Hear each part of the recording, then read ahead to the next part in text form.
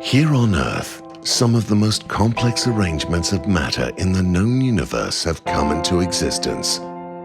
Life in all its diversity developed. And the most wondrous of nature's achievements is the human mind. With our conscious ability to comprehend and thus manage the relationship between cause and effect, we have achieved so much. We've been truly inspired as we cured disease and sent man to the moon. And yet, despite our species' magnificent mental capabilities and undeniable capacity for immense sensitivity and love, behind each wondrous scientific achievement and every sensitive artistic expression and compassionate act lies the shadow of humanity's darker side. An unspeakable history of greed, hatred, rape, torture, murder, and war.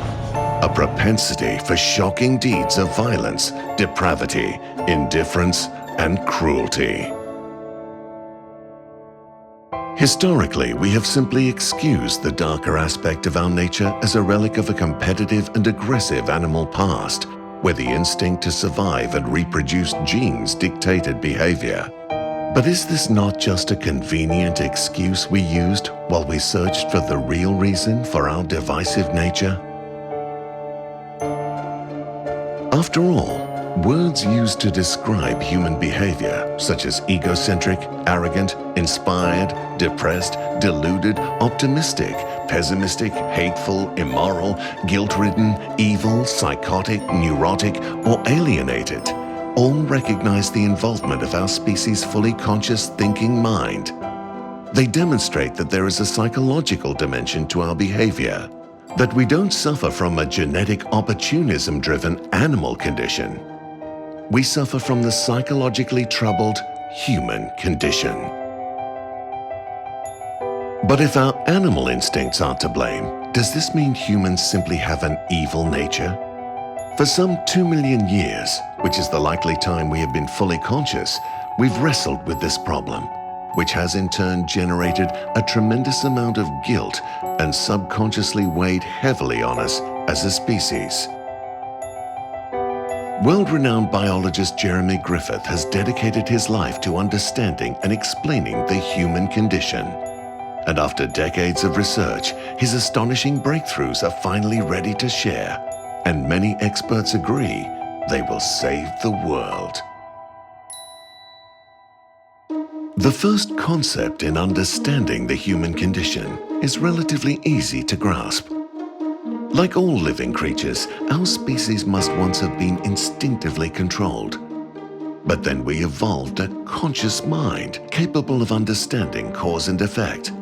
And from that moment on, our conscious mind has been in a wrestling match with our original instinctive orientations for the control of our lives. And it is this conflict that is the cause of our human condition. Our newer nerve-based conscious mind began to act independently of our instincts, in effect defy them. When our instincts resisted and gave conflicting instructions, they in effect criticized our conscious mind's search for knowledge. The inevitable result was that we became angry, defensive, and determined to prove our instinct's criticism was undeserved. We unavoidably became sufferers of the human condition. Freeing ourselves of this suffering is the key to our future and will open the floodgates to the enormous potential in humans that has been stifled. A whole new world will suddenly open up for the human race. Our species' journey to enlightenment truly does have a happy ending. And if the conscious mind is nature's greatest invention, which it surely is, and it had to suffer living with unjust criticism from our instincts for some 2 million years, we humans must be the absolute heroes of the story of life on Earth. We invite you to learn more about this world-saving breakthrough explanation that will transform your life and the life of every other human.